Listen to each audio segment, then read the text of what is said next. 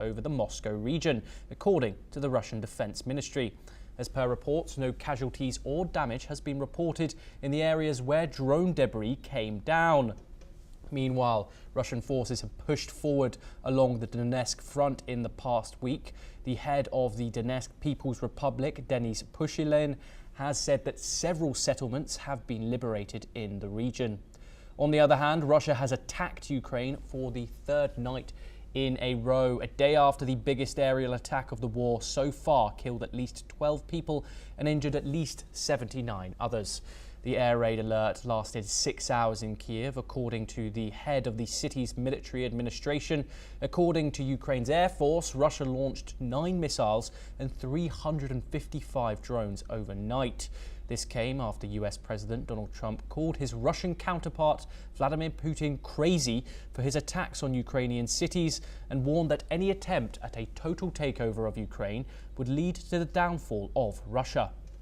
Trump has also criticized Ukrainian President Volodymyr Zelensky and accused him of doing his country no favors by talking the way that he does.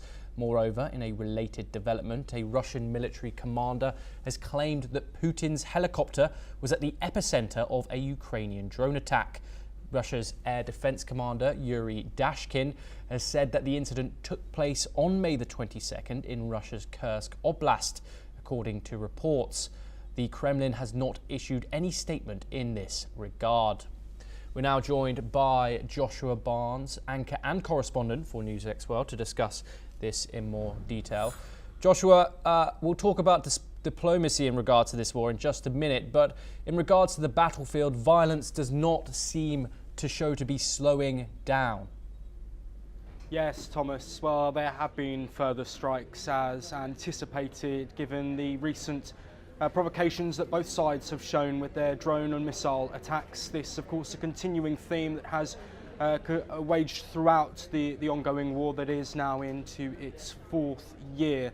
Of course, this conflict is continuing when talks of a ceasefire haven't been agreed, and that's something we can expect to see. Of course, civilians being impacted by these drones, interceptions taking place, but still drones getting through. There's a clearer image from the Ukrainian side. Of course, Western reports are detailing the individuals that have been injured, killed as well in these strikes on key cities across Ukraine. There are also strikes going on in Russia. Less information is put out by the Russian Defense Ministry, though they do comment on the number that have been intercepted.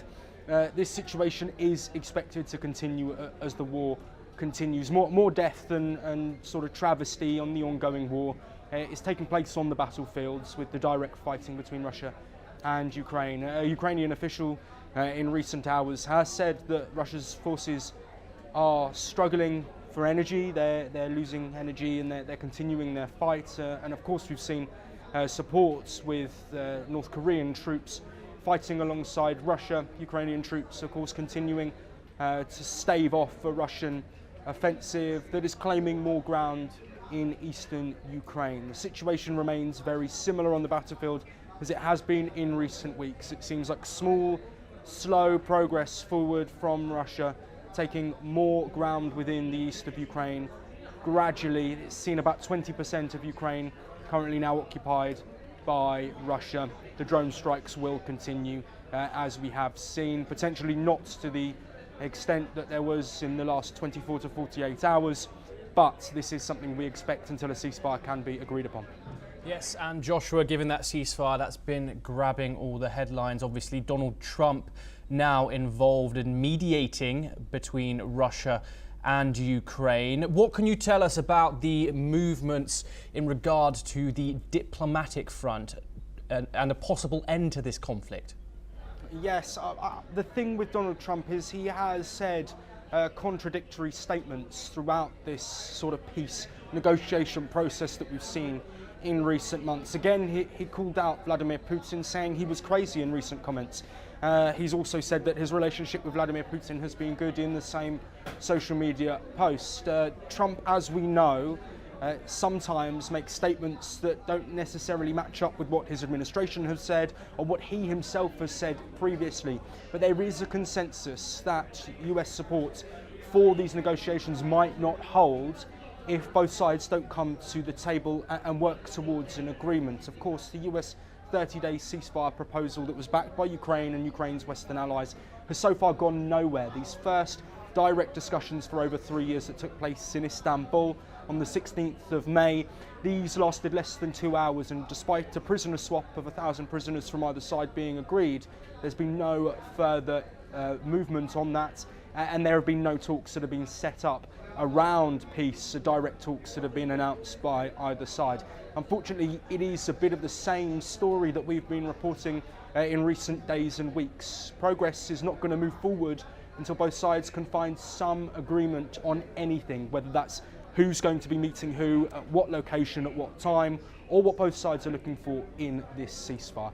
Ultimately, Russia have a set of rules that they don't want Ukraine to be doing. Ukraine themselves are looking at this in a way that they need assurances that Russia aren't giving them. Both sides want different things. Compromise will be needed. If that compromise is agreed upon, I think there might be some progress. But at the moment, with no talks even set up, it looks like it's going to be a continuation of pressure and calls for sanctions from Ukraine and Western allies on Russia. But ultimately, very little action is leading to discussions. It seems at the moment there aren't enough consequences surrounding these peace talks, meaning they're not happening. Joshua Barnes, thank you.